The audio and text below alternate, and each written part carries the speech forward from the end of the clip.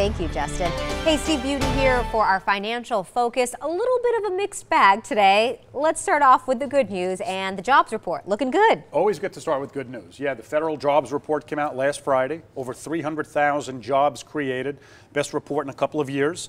Always good when people are working. Less unemployment benefits have to be paid out, and all those folks working pay income taxes. So it does everybody well, the more people that are working. So all great report.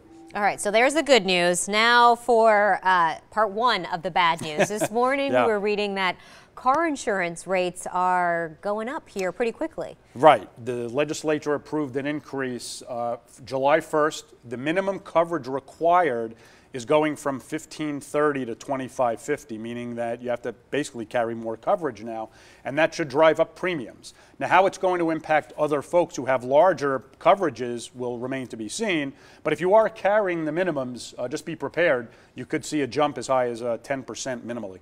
Ugh, all right. I know. So keep that in mind over the next couple of months. You said it starts July 1st. Okay. And that hasn't been changed since 1958. So things have gone up since then. Yeah, all right, that's fair.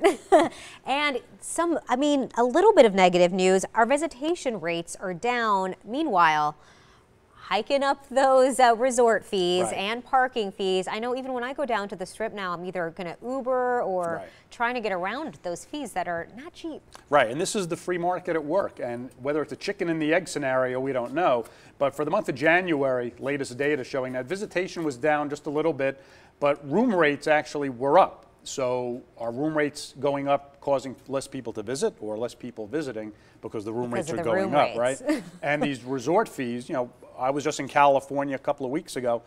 They're going up because it allows the hotels to not advertise the room rate increases, right? You can advertise a lower base room rate and then jack up the fees. But this is the free market working here. How high can we go before it really impacts us is the question. I wonder if this is going to start pushing more and more people to go to Airbnb and things like that, because that way they can avoid all those resort fees and the parking fees. And yeah, and time will tell, but that has a whole nother situation, right? Because the legislatures are trying to crack down on the Airbnbs in residential neighborhoods. So I don't know which way we're going to win. Got a lot going on. We do. And the market will determine that. And, you know, the casinos are smart enough to know.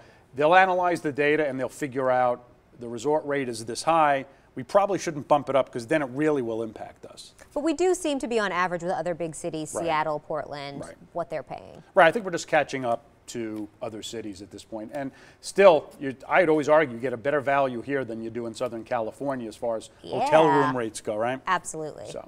All right. Thank you, Steve. Sure. Stay with us. We'll be right back.